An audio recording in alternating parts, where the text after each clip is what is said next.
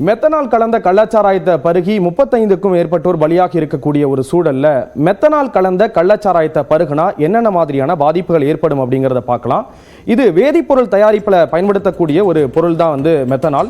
இந்த மெத்தனால் சுவை, வாசனை, போதையை கூட்டுறது போன்ற காரணத்துக்காக சாராயத்தில் இந்த மெத்தனால் கலக்கப்படக்கூடிய ஒரு விஷயம் தொடர்ந்து நடந்துட்டு இருக்கிறத பார்க்குறோம்.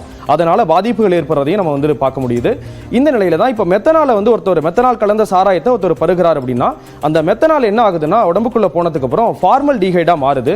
அதற்கு அப்புறம் அது ஃபார்மிக் அமிலம், ஃபார்மிக் ஆசிடா மாறுது. நினைச்சு பாருங்க, ஒரு அமிலத்தை ஆசிடை குடிச்சோம்னா நம்ம உடம்புக்குள்ள என்ன மாதிரியான ஒரு தாக்கம் ஏற்படும் அப்படிங்கிறத. இதனால தான் பல்வேறு பாதிப்புகள் உள்ளாக்கி அவதிக்கு உள்ளாகிறத பார்க்குறோம்.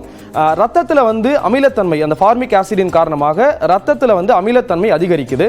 இதன் காரணமாக என்ன ஆகுதுன்னா அதனுடைய பிஹெச் வேல்யூ, ரத்தத்துக்குன்னு ஒரு பிஹெச் வேல்யூ இருக்கும், அந்த பிஹெச் வேல்யூவில் மாற்றங்கள் ஏற்படுறத பார்க்க முடியுது.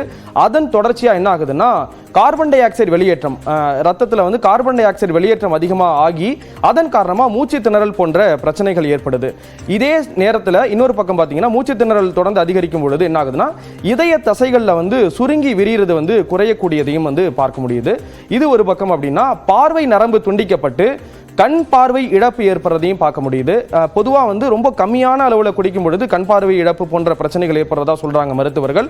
அதிகமான அளவில் குடிக்கும் பொழுது கண்டிப்பாக இறப்பு நோக்கி செல்லும் அப்படிங்கிற ஒரு எச்சரிக்கையும் விடுக்கிறத பார்க்க முடியுது. இது மட்டும் இல்லாமல் கல்லீரல், நுரையீரல், மூளை, கிட்னி பாதிப்பு அப்படின்னு சொல்லிட்டு அனைத்து விஷயத்தையும் பாதிக்குது. குறிப்பாக உணவு மண்டலத்தையும் நரம்பு மண்டலத்தையும் பாதிக்கக்கூடியதை ரொம்ப முக்கியமாக பார்க்க வேண்டியது இருக்கு.